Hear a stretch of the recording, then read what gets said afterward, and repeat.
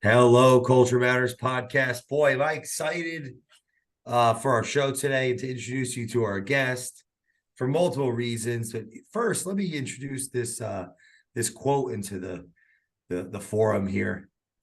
Quote: "Plans are only good intentions unless they immediately degenerate into hard work." Peter Drucker. Our guest today is a friend of the Culture Matters podcast. You've heard him before if you're listening. And I picked that quote because I'm reminded of that quote when I introduced Greg Rushin. Rushin, motivation, founder, accountability coach, mentor, advisor to those smart enough to listen. Sales expert for sure, but really leader and exemplar of how to be successful in business and grow it personally, so we don't suffer the consequences of our success. Thanks for coming back, brother. Jay, thanks for having me. That was a great introduction. I feel honored and humbled at the same time. I get better every day because I surround myself with people like you, man. First, I guess we're going to surprise the audience with this. So our plan was to do 100 push-ups on this podcast in between conversation. And I don't think there's anybody, well, there's no one I've ever asked to do that on this podcast. But like I asked you, so I guess I do have a question. What do you think it is? Like, why did I ask you to do it? I guess you're a motivating guy. I want to hit on that quote a little bit because you mentioned accountability in my introduction, and that quote is so important to me because I always preach having an accountability partner for areas in your life that you want to grow. And one of my go-to accountability partners, he and I have done 100-day push-up challenges before with each other across country. So it's kind of unique that we're doing 100-day or 100 push-ups on this podcast. You bring that quote up, you speak of accountability. Couldn't be any better. Let's do 20 real quick. So how are we going to count it off? So all the listeners that are listening, I guess the challenge would be you need to be doing some push-ups right now with us because we're going to do 20 push-ups right now. So ready? You want to count it off? Go ahead. All right. 1, 2, 3, 4, 5, 6, 7, 8, 9, 10, 11, 12, 13, 14, 15, 16, 17, 18, 19, 20. And I just realized I need to make sure I put the laptop down so they can see me do it because for all they know, we just went to the corner and just started counting. Well, by the time we get to 50 and 60, they're going to know we're real by our breath. They're going to hear the breath. So because we are using the video on YouTube, if you're listening to this on the podcast, you can look this up on YouTube and it will, if it's not there now, it will be, the video will be out there. But, what do you think, Greg, the value is of doing something like 100-day push-up challenge? So first of all, you typically do a 100-day push-up challenge with somebody, right? So what I find is most important is what it grows into. It might be 100 days. It might be 100 push-ups. The reality is it turns into something more. Like what? Well, 100 push-ups. I did it with a friend of mine who I just mentioned, and it was 100 push-ups a day. Then all of a sudden it was 100 push-ups and 50 squats. Then it was 100 push-ups, 50 squats, and 50 abs. By the end of that period of time, my friend was hitting the gym 4 or 5 days a week and was kind of trumping my workouts. So, of course, it just elevates me. I have to do better. Wow. So it stacks and it stacks and it stacks. Just like I say, a walk around the block is only a walk around the block for probably 4, 5, 6 times. Then it's a walk around 2 blocks. And then you start feeling better. And then it's a walk around 4 blocks. And then it might be a half mile. Then it might be a half mile run. It just stacks. The better you feel, the more you do, the more you're going to want to do. What's your advice to someone listening that's thinking, I can't even do one push-up? That's fine. There's variations and modified exercises of everything. You can't do one push-up, put your feet against a wall, take a step back, and do a wall push-up with your feet 3 feet away from the wall. Then go a little bit lower, 4 feet away from the wall. Then go onto your knees. There's always something you can do. Mm. What about business, right? So we have business owners listening to this that are thinking, what the hell does this have to do with my business? Absolutely. I think that fitness for me has been an absolute life hack in every aspect of my life, in confidence, in business, and personal. And the reason I say that is because when you do something physically related, you get a sense of achievement, right? I couldn't do a push-up, but I started with wall push-ups. I went to knee push-ups. Now I can do 5 push-ups. That is overcoming an obstacle. That's jumping over a hurdle. Might have taken a week, might have taken a month, but you did it. Mm. And I like to overlay those achievements right into other aspects of my life. Might be business, might be personal, but when I can come up against something that's stopping me, that's a hurdle, that's a challenge, I remember those little boxes that I checked in the fitness level, in the fitness world of my life, because they're easier. They're easier than the business ones. They're easier than the mental ones, but the process is the same. You come up against it, you realize you can do it, you break it down, you might have to modify it, you might have to take the long road to it, but the achievement will be there. And you know the reward of the achievement because you felt it before. Feeling of success, conquering. So I think that the process is quite the same in the physical world as well as it is in the business world. I'm like really anxious to ask you this question because I don't know if I could do 40. 40 push-ups? Yeah, because what happened was the other day I was in the office out here in Pitt and I challenged. So sometimes when we're here, if we're in this office, I'll say, hey, grab one of the guys, let's do some push-ups. And I grabbed this Tyler, who, if you're listening to this podcast, you may have heard him on the show by now, Stratton. I'm like, let's do it. So we did a push-up off basically, right? Now, the most push-ups I did for the 100 days in a set was like 33. Okay. But when I was doing it with him, I ended up at 44. And then I died out, and then he kept going. This guy's a monster. Really? So this just happened like naturally the other day. So now anyway, I was insecure. I was like, damn, we should do 40 next because, this podcast isn't so long and we want to get 100. If we do 20, it's too little. So would you want to go for 40 right now? Yeah, we could do 40. Let's see how it goes. Let's see how it goes. Taking your laptop? I don't even know if I could do it. I'm going to put my laptop so that the audience can see. Can you see me on the ground? Yeah. You want me to change my laptop? Yeah, that's fine. You can see me on the ground?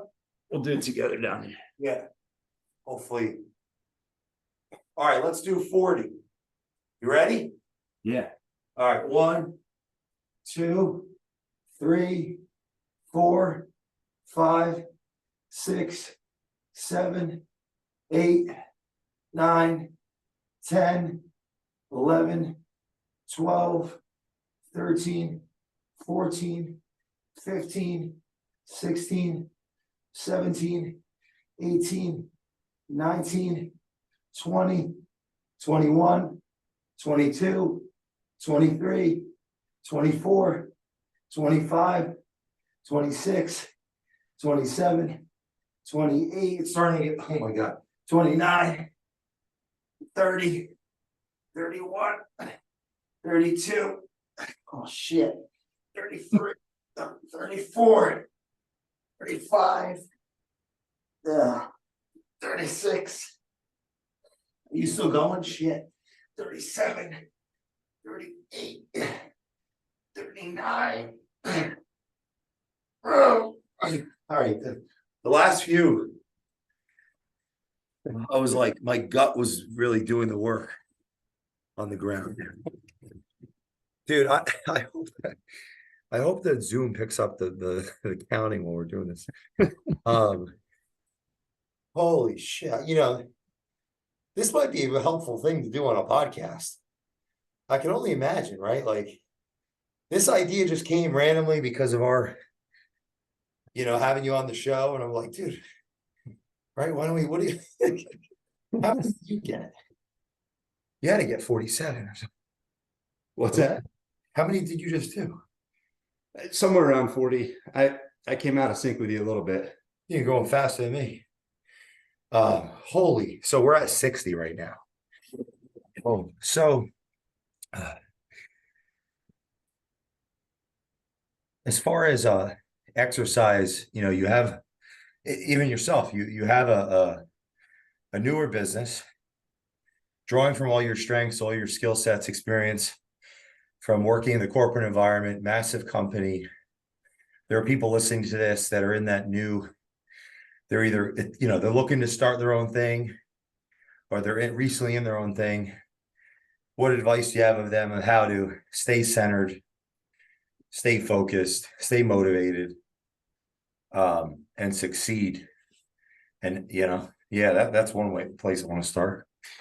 I think it's really important to envision yourself out ahead of where you are and preach it to yourself that it's already there. It's already happened. I already am this person. I already have this business. What that does is it draws a pathway between where you're at and where you want to become. It's a simple manifestation. We've all read a bunch of books on that, but if you can just picture yourself out and above and a little bit closer to the end goal,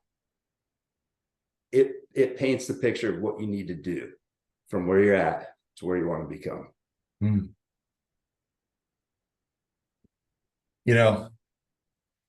This is I'm curious with the people that you're interacting with, clients, potential clients, peers, what's the morale out there right now? How are people thinking? What are some of the challenges people are facing? And what you have? Go ahead. No, yeah, what counsel you have around that on that? What's the motivation right now out there? Well, I'll tell you the biggest challenge. I was just in a meeting this week with a higher education council here locally, and they're very in touch with a lot of business owners. And I was talking just in general about a bunch of different things that I work with businesses on. And they said the biggest factor is employment, getting good employees, keeping employees, and also just keeping their head in the game. Seems like ever since COVID happened, employees almost seem entitled. That's what you're hearing out there. Yeah, there's a big flight risk on employees, even good employees that seem to have a great job and like what they do. Employers are seeing just a mass exodus, and it's hard to keep people. And the employee turnover is pretty large right now. So that's definitely. Sorry, I'm just in a lot of pain. I'm trying. I'm still breathing hard myself. This podcast is really making me realize how weak I am. Just how weak. So companies are having issues with people fleeing. Yeah, or even maybe not even fleeing, but just having the conversation. Like, I've been looking. I'm thinking about doing something else in life, and that's just a huge challenge among employers. And my cousin actually owns several businesses around the area. He sent me a text the other day that is just absolutely appropriate to what's going on in the world. He said, Greg, how do you motivate somebody that's not a competitor? Speaking of an employee. And, that's exactly what I'm talking about. Employers are having a hard time figuring out what motivates an individual. A competitor is easy. Put them up against peers, put goals out there, put targets out there, have production targets, and then incentivize for those targets. That works in some aspects, but not all. And that's what my cousin's up against. He's done incentive packages for selling, and some grasp it and some don't. It doesn't motivate everybody. And that's a huge challenge right now. How do we get employees motivated to carry through for the company objectives and the company goals? What are some of the ways that you believe you complement to solve to that? Well, that's what I really enjoy about what I do with Russian motivation is I kind of inject myself in the company as that third party. So I like to be a little bit probably more personal and more in depth with the individual employee than the employer would be, because that's that fine line, right? That friendship employer. I don't mind going to that friendship part, and I get right in there and I figure out what exactly motivates that employee. And I'll tell you, Jay, a lot of cases, they don't even know. That's my job, to figure that out, to help them understand what they need as an individual personally. And it might be, I have a growing family. I need to get out of this 1-bedroom house and get a 2 or 3-bedroom. It might be my car is junk. I need a new car. Once we find that, then we can build some motivation around that. Okay, so if the pathway here at the company you work for shows you how to obtain that new house, that new car, whatever it may be, is that something that would excite you? And a lot of times it is. So we take the employee's needs, wants, desires, and we try and align them with the business vision, the business values, and what the employer needs the business to obtain. And it's sometimes tough for an employer to dive into that situation. Sometimes they don't want to, and other times they just don't want to cross that line. And I think that's important to sometimes bring a third party in to figure that out on the employee level, communicate those desires to the employer, as long as it's not super confidential, but just try and align that, try and align the vision and the goals of the employee with the vision and goals of the employer. And if we can get everything turning in the same direction, pointing in the same direction, put some momentum there, that's where you really get the congruency. You ready for 20? Might as well. I just caught my breath. Let's do it again. We're almost got it. We got 40 more, and I'm trying not to think about it too much. Can you see me on the ground? Yeah. Yeah. All right, let's get 20. I'm not brave enough to do 40. Pants are falling down. All right, let's do it. 1, 2, 3, 4, 5, 6, 7, 8, 9, 10, 11, 12, 13, 14, 15, 16, 17, 18, 19, 25 more. Okay. 1, 2, 3, 4, 5. Damn, this sucks. It sucks. Come on, it's good. Yeah, this is work. We're literally doing a podcast and a workout. That might be like a new. I never even heard of that. It'd be like a new thing, Should have brought some water on this podcast. I didn't think I'd need it. I'm dying. Yeah, no, this is crazy. So we still got 15, by the way. So, shit. Usually I'm curious what you think about this. Like in the beginning of this 100-day challenge for the push-ups that I was doing, I made 97 out of 100 days. I couldn't really do 5. Really? Very out of shape. Okay. I had size because of my past life, but the last 5 years been hard at exercise because I was, paralyzed at one point and didn't really get back into it. And so my right arm, but so I would do 5, like I would break it. Curious your feedback on this. I broke the 100 into, I would do like 5 and 5 and 5 and like just throughout the day, basically. Sure. Like I gotta get the 100. By the time I go to bed, I gotta get to the 100. And that is how I did it basically. And it got easier and easier and easier to do the push-ups. So I'm curious what feedback you'd have for me. Is that something you'd recommend? Is this, you have, critiques, or what general thoughts you have on that strategy? That's what I did in the beginning because I couldn't really do the push-ups. Now I can do like 40, clearly, barely, but it started with that. It was like 5, and then sets of 10. I think you hit it out of the park. I think that's the exact approach. Pick a time frame that you need to achieve something by. In your case, it was a day, right? I got to wake up. I got to start doing push-ups. By the time I go to bed, I want 100. Yep. Are you going to wait until 9 p.m. and just jam out 100? No, oh, that's the worst. No, you're not. Just pick times, and then you could even break it down further. Okay, by let's split it in half. By noon, I want to have 50% done. So 50 push-ups by noon, and then 50 push-ups in between noon and bedtime. You can do whatever you want, but I think you did it exactly how I would recommend. Okay, you can't do 100 push-ups. Not many people can. That's fine. It's a lot. Pick a time in the day, put a number to that time, and design your day to achieve the 100 by the end of the day. It's accountability, it's time management, and it's just planning, right? You know what I noticed too? It's just, this is totally organic. It wasn't planned, thought through, but like, if I'm in an office setting with, especially obviously with like,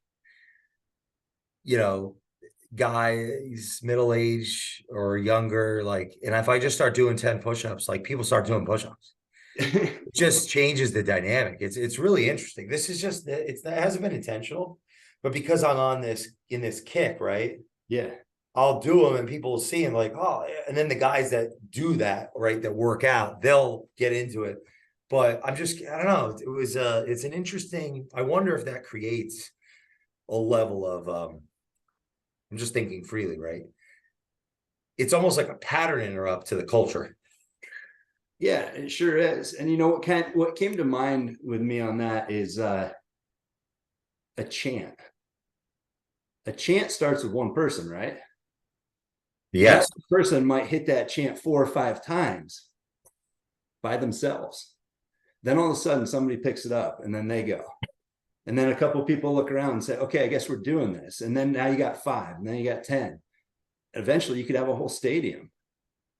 So one person doing one thing can oftentimes lead to something huge. That's a profound thought. I guess let's hit our 15. Okay. All right, here we go. So we're at 85 out of 100. For anyone listening to this, they can't see it. We're going to do 15 more push-ups. That means we did 100 push-ups in this podcast while talking to you people. Here we go. 1, 2, 3, 4, 5, 6, 7, 8, 9, 10, 11, 12, 13, 14, 15, 5 more. 1, 2, 3, 4, 5. So we beat it. Dude, it's funny how it's easier at the end. You're all warmed up. Holy cow. Greg, in closing, what do you want the audience to take away from this workout routine / Russian motivation? What was the question, Jay? I'm sorry. I was What's the takeaway, right, for our audience outside of that we do perfect push-ups? I think the takeaway is, if you're looking to achieve something in life, grab an accountability partner and put forth some physical aspect in your life. You'll achieve the physical stuff. It'll make it much easier to achieve the mental things as well as the business things. And you will ultimately design a better life for yourself.